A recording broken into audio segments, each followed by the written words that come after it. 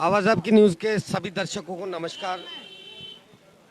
और मैं पंकज शर्मा आपके सामने लाइव तस्वीरों के माध्यम से हाजिर हूँ।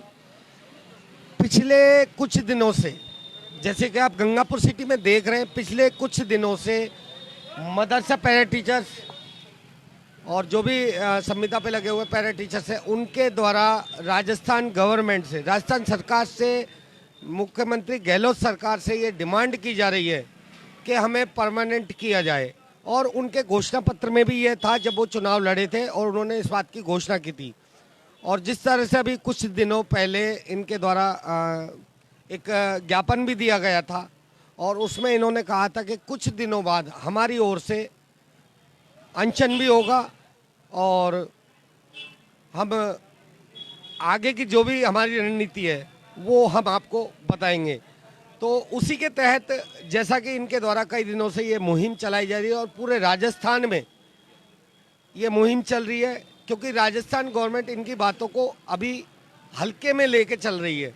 लेकिन कहीं ना कहीं यदि हम बात करें इनकी मुहिम की, तो पूरे राजस्थान में मदरसा पैरा टीचर्स के द्वारा आवाज़ें उठाई जा रही है। और यहाँ हमारे साथ बैठे हुए हैं कुछ साथीगण जो इस अनशन पर बैठे हुए हैं अनिश्चितकालीन। तो हम बात करेंगे। सर, आपका नाम जानना चाहूँगा मैं सबसे पहले। मेरा नाम नसरुद्दीन खान गद्दी, प्रदेश कोषाध्यक्ष हूँ मदरसा पैरा टीचर महासंघ राजस्थान का। और हमारा पैरा टीचर आपके द्वार यानी राजस्थान के 200 के 200 विधानसभा क्षेत्रों के विधायक महोदय के, चाहे वो कांग्रेस के हों, सत्ताधारी दल के, चाहे भाजपा के हों, चाहे अन्य दलों के, चाहे निर्दलीय हों, उन सब के घरों पर हमारा ये एक धरना प्रदर्शन चल रहा है, ताकि हम उन्हें याद दिलाना चाहते हैं कि भाई पिछली सरकार जब आपकी बनी थी भाजपा की, तभी आपने वादा किया था, तो आपको भी हम याद दिलाना चाहते हैं। आपने पूरा नहीं किया, लेकिन फिर आपको एक मौका दे रहे हैं कि आप भी उस बात को हमारी को सुने और इस बात को विधानसभा में उठाएं। और सत्ताधारी दल से तो हमारा ख़ास तौर से हमारी डिमांड है, क्योंकि उन्होंने हमसे जो चुनाव पूर्व वादा किया था कि भाई आपको हम सत्ता में आते हैं तो नियमित करेंगे, आपकी समस्याओं को ख़त्म करेंगे, वो वादा आज तक 3 साल बीतने को है, वो कहीं नज़र नहीं आ रहा। हालांकि कमेटी बनाई थी गहलोत साहब ने 2019 के अंदर, बीडी कल्ला साहब जो आज अभी सुनने में आया है कि शिक्षा मंत्री का पद उनको नवाजा गया शिक्षा मंत्री पद से। अब हम उम्मीद करते हैं कि वो संविदा की समस्याओं के लिए बनाई गई समिति के अध्यक्ष होने के नाते, राजस्थान के शिक्षा मंत्री होने के नाते हमारी समस्याओं को जल्द अज जल्द हल करें और हमें नियमितीकरण का तोहफा दें, क्योंकि ये राजस्थान सरकार का हमारे से कमिटमेंट है। हमने उनके लिए उस कमिटमेंट के आधार पर वोट दिया, सपोर्ट किया, यहाँ तक कि हमने उनके लिए जगह जगह कर जा कर के और उनके लिए काम किया।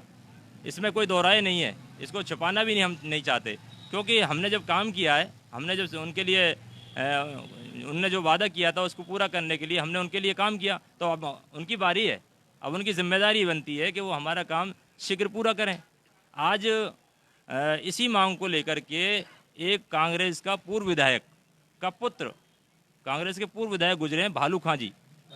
हाँ, भालू खां जी चूरू से विधायक रहे, ऐसे वक्त में जीते जब कांग्रेस की बिल्कुल एक तरह से सफाया हो गया इमरजेंसी के दौर में। उस वक्त भालू खां जी विधायक चुन करके आए। उनका पुत्र शमशेर खां गांधी, जो आजकल राजस्थान के गांधी के, सच्चे गांधी के नाम से मशहूर हैं, उन्होंने 2 मरतबा दांडी यात्रा निकाली।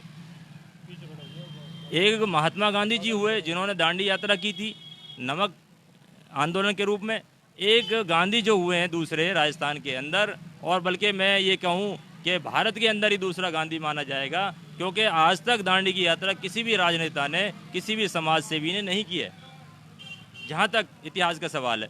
तो उन्होंने 2 मरतबा दांडी यात्रा की, एक मरतबा चूरू से लेकर उदयपुर तक 900 कुछ किलोमीटर, दूसरी मरतबा उदयपुर जब स्थगित हुई तब वादा किया, खानू खां बदवाली जो वक्फ बोर्ड के चेयरमैन थे, सरकारी एक तरह से प्रतिनिधि थे, उन्होंने और डायरेक्टर एजुकेशन सौरभ स्वामी जी के नोट शीट पर वो एक तय किया गया कि हम इनको 30 सितंबर आने तक, 30 सितंबर की डेडलाइन दी हमको, वो हमारे साथ कागज़ में नोट शीट है। हमारे पास मौजूद है, हम आपको दे देंगे। वो उसमें तय किया था कि भाई हम 30 सितंबर तक आपको नियमित कर देंगे। राजीव गांधी पाठशाला के पैरा टीचर, शिक्षाकर्मी और मदरसा पैरा टीचर, 3 कैडर, तीनों के लिए वादा किया गया। उसके बाद क्या होता है कि वो कमिटमेंट हमने 30 सितंबर तक इंतज़ार किया, हमने वो दांडी यात्रा रोक दी। उसके बाद फिर हमने 30 सितंबर को सीएम साहब के वहाँ आवास के बाहर सिविल लाइन्स, हमको वहाँ जाने नहीं दिया गया, हमने सिविल लाइन्स के बाहर वहाँ पर धरना दिया और शाम को हम 8 बजे, रात के 8 बजे दांडी के लिए फिर दोबारा से प्रस्थान कर गए शमशेर भालू खां गांधी के नेतृत्व में। वो दांडी यात्रा चलती है हमारी 200-250 किलोमीटर और बॉर्डर पर जाकर के फिर हमें रोका गया। इसी राजस्थान सरकार के प्रशासन के लोगों के द्वारा धमकाया गया, डराया गया, हमें हर तरह से मजबूर किया गया, हमें ना आगे जाने दिया ना पीछे आने दिया, हमारी स्थिति ऐसी कर दी। लेकिन हम भी, हमारे जो लीडर हैं शमशेर खां गांधी साहब, उन्होंने प्रण कर रखा है, वो नहीं माने नहीं झुके और सरकार की आंख में आंख मिला करके वहाँ पर डटे रहे। फिर प्रशासन ने हमसे, जब उनका साम दाम दंड भेद काम नहीं आया तो प्रशासन ने हमसे फिर वार्ता की। वार्ता करने के बाद फिर हमें ये आश्वासन दिया कि भाई आपकी सीएम साहब से 2-3 दिन के अंदर अंदर मुलाकात करवा दी जाएगी। हमने दांडी यात्रा को वहीं स्थगित कर दिया। उसके बाद हम जयपुर आए। शमशेर गांधी साहब जयपुर पड़े रहे 4-5 रोज़ तक, कोई वहाँ पर उनसे कोई वार्ता नहीं की गई, ना किसी का संपर्क किया गया किसी तरह का। फिर मजबूरन 15 अक्टूबर से शहीद स्मारक पर अनिश्चितकालीन धरना शमशेर भालू खां के नेतृत्व में हमारा चल रहा है और 21 अक्टूबर से शमशेर खां गांधी अनशन पर हैं, अन्न जल उन्होंने त्याग रखा है। उनकी तबीयत रोज़ाना बिगड़ती जा रही है, दिन ब दिन उनके स्वास्थ्य में खराबी पैदा होती जा रही है। सरकार अनभिज्ञ है, लापरवाह है, सरकार संवेदनहीन हो गई है। सरकार ने आज तक, खुद सीएम साहब ने ना उनसे कोई किसी प्रतिनिधि को भेजा है उनसे वार्ता करने के लिए, ना कोई मौका दिया है। हम सरकार से मांग करते हैं कि सरकार हमारी जल्द से जल्द मांगों को सुने और ये कोई एहसान भी नहीं है सरकार का, बल्कि उनका कमिटमेंट है। हम कोई नई चीज़ उनसे नहीं मांग रहे, उन्होंने हमसे वादा किया है सत्ता में आने से पहले कि भाई हम सत्ता में आएंगे तो आपको परमानेंट करेंगे। तो हम चाहते हैं कि हमें राजस्थान सरकार जल्द से जल्द नियमित करे और हमारे जो विधायक हैं, हम खुशनसीब हैं, सरकार ने उनको मुख्य सलाहकार के रूप में नियुक्त किया है। सर एक बात मैं पूछना चाहूँगा आपको बीच में रोक के कि कहीं ना कहीं कुछ सरकार की मजबूरी रही होगी, मंत्रिमंडल का विस्तार जो अब उन्होंने किया है, इससे आपको क्या उम्मीद है? और गंगापुर के जो हमारे वर्तमान विधायक है श्रीमान रामकेश जी मीणा, और इनको पर्सनल सलाहकार के रूप में वहाँ पद मिला है, तो आगे उम्मीद की जा सकती है कि राजस्थान सरकार से? सर आप जैसा फरमा रहे हैं कि कुछ ना कुछ सरकार की मजबूरियाँ रही होंगी, तो मैं पूछना चाहता हूँ आपके माध्यम से, आपके चैनल के माध्यम से राजस्थान सरकार से, उसके नुमाइंदों से, कि आपका कार्यकाल कितने वर्ष का होता है? एक सरकार का कार्यकाल बमुश्किल 5 साल। एक्चुअली सर मेरा मामला यही था, मुझे आपको इसी पॉइंट पर ले जाना था। थैंक यू, आपका शुक्रिया। लेकिन मैं ये बताना चाहता हूँ भाई सरकार का कार्यकाल बमुश्किल 5 साल होता है। 5 साल में भी 1 साल तो चुनावी मोड़ में आ जाती है सरकार, तो 4 साल माने 4 साल में 3 साल पूरे हो चुके सरकार के, फिर चुनावी, तो ये बहानेबाजी तो नहीं चलने वाली। करने वालों को कुछ दिक्कतें नहीं आती। आपने वादा किया, जब वादा आपने किया है तो उसको पूरा कीजिए। हाँ, वादा नहीं करते हो फिर हम आपसे मांगते तो आपके सामने अड़चनें होती, मुश्किलें होती। आप ये कहते भाई, ये बहाना भी बना सकते कि भाई हमारे ऊपर वर्डिट आएगा, वजन आएगा। आपने वादा क्यों किया? तो क्या सर फिर इसको हम कांग्रेस का वोट बैंक माने क्या, जो आपको यूज़ करती है कांग्रेस पार्टी आपको वोट बैंक के रूप में? क्या इसको वोट बैंक माने? जब घोषणा की जा चुकी है, पत्र बनाया जा चुका है, आखिर मजबूरी क्या है? आप एक वोट बैंक के रूप में आप रह गए बस सरकार की नज़र में। असल में क्या है, सरकार भाजपा की और कांग्रेस की, हाँ, कोई भी दोनों ही सरकारों ने ये बना रखा है कि संविदा के साथ खेलो, संविदा को एक तरह से फुटबॉल बना दिया। हमारी मांग ये भी नियमितीकरण के साथ साथ ये भी है कि संविदा प्रथा को भी ख़त्म किया जाए। हम अभी नियमितीकरण पर फोकस है, लेकिन हम आगे आने वाले टाइम में हम संविदा के ऊपर ही पूरा फोकस रखेंगे, क्योंकि इससे एक व्यक्ति का, एक बच्चे का, एक बालक का ऐसा भविष्य खराब होता है, वो हम जानते हैं। हमारे कई साथी अकाल मृत्यु को चले गए, इस संविदा की नौकरी करते करते निराश हो गए, हताश हो गए, उन्होंने अपनी मौत को गले लगा लिया, कई ने सुसाइड किया, कई ने बेचारों कई गंभीर बीमारियों से ग्रसित होकर के मौत के अकाल को चले गए।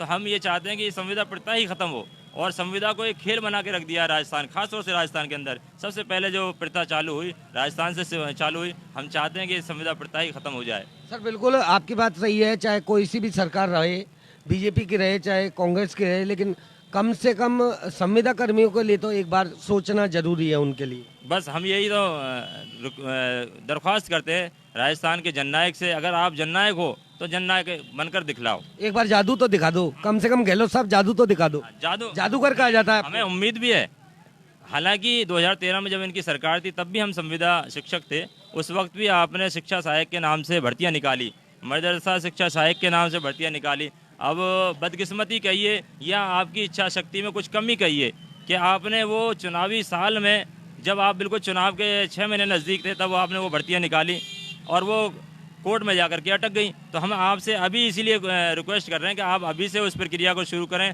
ताकि वो चुनाव से पूर्व वो पूरी हो जाए हमारा। सर अब जैसे कि अब आपकी डिमांड चल रही है, आने वाले एक से 1.5 वर्ष बाद में फिर वही चुनावी सीजन स्टार्ट हो जाएगा, तो अब आपकी स्ट्रेटजी क्या रहेगी आगे?